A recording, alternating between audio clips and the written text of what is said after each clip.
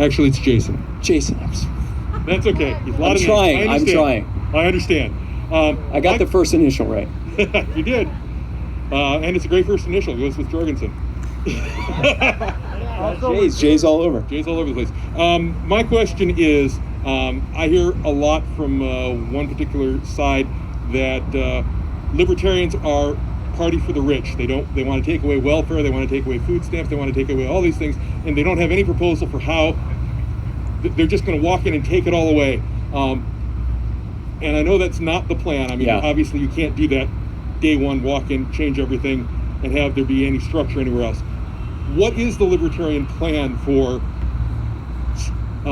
scaling back the big government? Mm-hmm. Is there a sense of logic or a sense of order to it, or is it just we'll make it up once we get there? Right, that's an excellent question. So first of all, let's address that first part, the party of the rich. Everyone here who has a net worth of $1 million or more, raise your hand. This is, if someone can document this, that I don't see any other hands raised, which is terrible because something isn't lining up here, because I'm often told we are the party of the uber rich, and yet I'm not seeing a lot of millionaires here. So I'm glad we've thoroughly debunked that. Now, getting to the meat of your question about welfare reform and government reform and how do we do it. Harry Brown, who my running mate ran with as his VP pick back in 1996. Harry Brown said, and I always butcher this phrase every time I say it, but Harry Brown said, here's what government does to the poor. Government shows up and beats them up within an inch of their life and takes their loaf of bread and steals their wallet. And then the government takes a few crumbs from that loaf of bread and hands the crumbs back sprinkles it on the person they just beat up, and takes some of the money out of their wallet and uses it to buy them a crutch, throws the crutch at them and says, hey, if it wasn't for me, you wouldn't have those crumbs and you wouldn't have that crutch. No, if it wasn't for you, I'd still have my loaf of bread and I'd still have my money and I wouldn't need a crutch. So how do we apply that to the welfare state? How do we apply that to the entitlement state?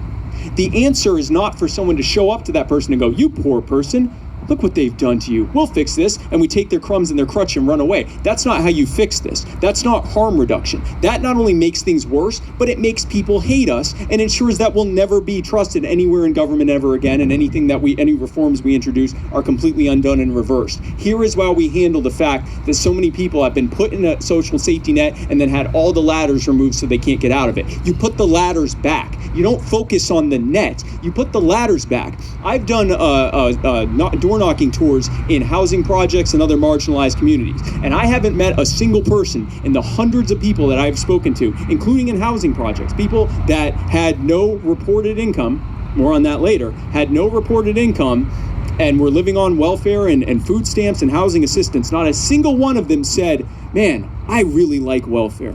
Are you coming to tell me you're going to increase welfare? Because I want more welfare. I didn't go there and even mention welfare. I went there to talk about criminal justice reform and occupational licensing. And here's what I found out. Every single one of them, almost every single one of them, had a side hustle. These were incredibly industrious people who had businesses. They were trying to pull themselves out of poverty.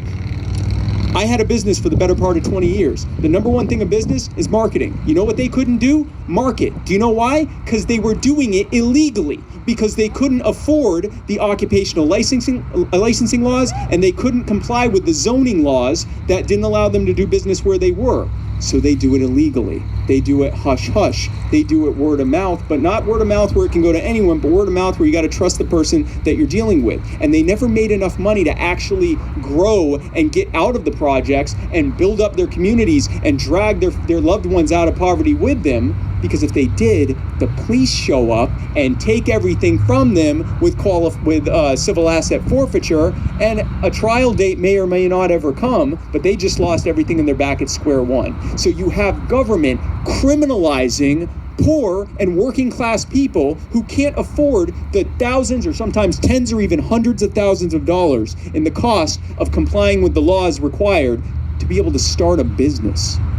So that's just one of many examples of what we can do to put those ladders back so that we reduce the number of people on welfare, not by cutting off their welfare, but by letting them grow out of welfare because they never wanted to be on it in the first place. Give them their loaf of bread back, give them their wallet back, let them heal so they don't need the crutch anymore, and we won't have that problem to begin with. Not only does it reduce government, but it also reduces taxes for everyone, because if we're cutting spending at the same time as increasing the potential for revenue, that allows everyone else to pay less in taxes. And of course, if you're already here, I probably don't need to tell you that all taxation is theft, and Joe and I are running on a platform of ending not just the IRS, but all taxation. If government is to exist, it is to be voluntarily funded, or it is providing things that no one wanted because there wasn't enough of a demand for people to pay for it. So I hope that answered your question. Thank you. Thank you.